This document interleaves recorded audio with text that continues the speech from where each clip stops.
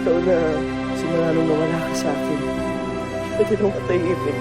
I'll forgive myself. Kasi hindi dapat ikaw yung namatay. Dapat ako na lang. Siguro naman ho, nakatanggap na kayo ng eviction notice. I'm sorry ho, but you have to vacate this house within 24 hours. Umayos ka. Get out of my house. Talagang aalis ako, Lola. Get out of my life! Aalis ako.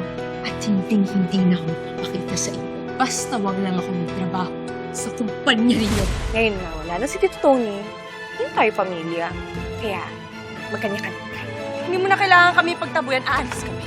Malapit nang ma-release ang benefit proceeds, makakalipat din tayo sa mas magandang bahay. You really are the goat, Mom.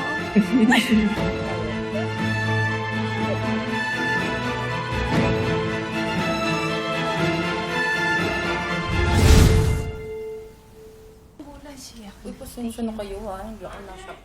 Hoy, bade! Hoy, katog sa doy! Katog ha, katog! Pasensya na yun lang yun na... Kanina pa inaantay. Sorry naman. Sabi ko ni, nakikipagplastikan lang talaga sa'yo yung stepmother mo. Pati yung si Amy.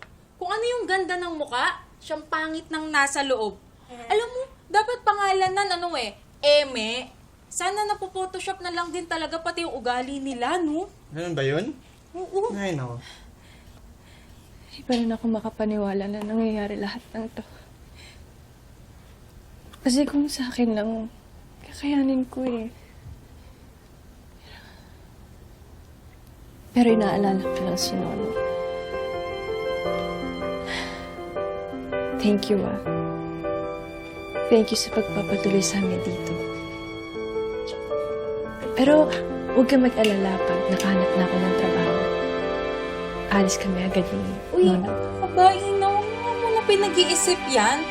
Tsaka ano ka ba, kami lang naman nakatira dito ni Bebe Loves. Bebe loves naman. Oo naman, welcome na dito. Medyo siksikan nga lang tayo, pero alam nyo, pwede kayo magstay dito kahit kailan nyo gusto. Mamaya, isasama kita sa bar na tinatrabahuhan ko, tapos sasabihin ko kay boss na mabigyan ka ng trabaho. Eh, pasok ka dun! Diba? Pasok na pasok, uy! Talaga? Uy! Salamat, Cecil. Salamat.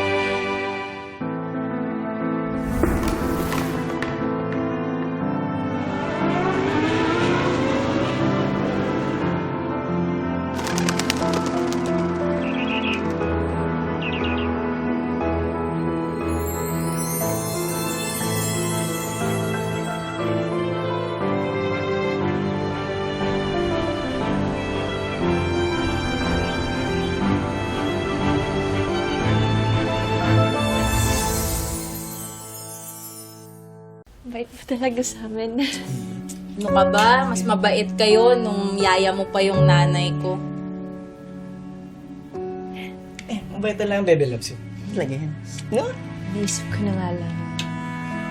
Kahit na ganun yung ginawa sa amin ni Tita Lani at Amy, swerte pa rin ako. Kasi may taong handang tumulong sa amin. Naalala ko yung sinabi sa akin ni Daddy. Kapag may nawala, may darating, mas magpaparamdam sa'yo na importante ka. At naniniwala ako na may makikilala pa akong katulad mo. Thank you. Iyakan pa tayo dito. Kumain ka na nga. Wala na, Ano ayun. dyan? Oo, bago tayo magdrama, kain muna tayo. Tingin-tingin na naman siya natin, no? Kumain ka na dyan.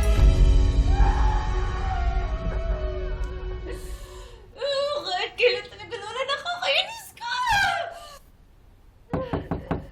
Ma'am, okay ka lang ba dyan? Daddy. Daddy, kailangan kita. Daddy, I miss you so much. Eyes closed. No peeping. Okay, open. Dad? Seriously? This is mine? Yes, it's yours. Thank you.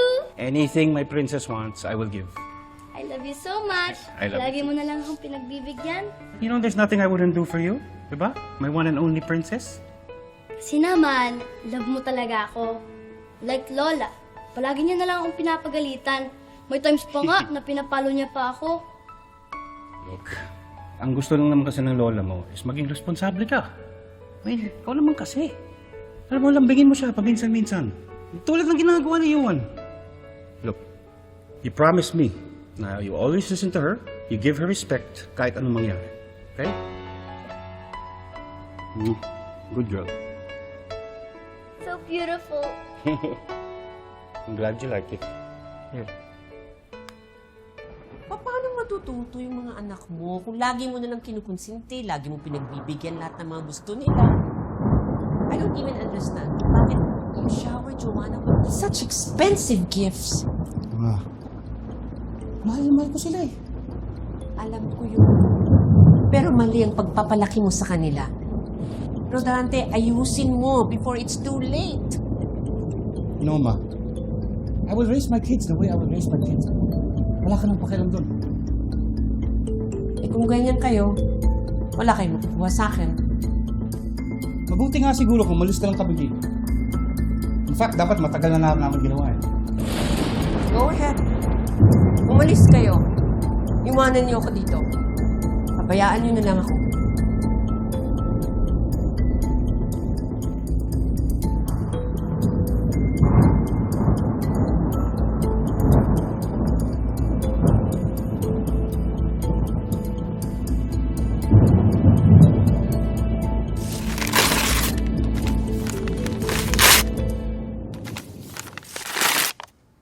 Wala na siya.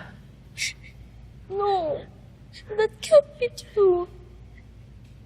Nagsisinungaling ka lang kasi galit ka sa akin. Kaya gusto mo akong pahirapan. Iniwan niya na tayo. Wala na siya. So sorry.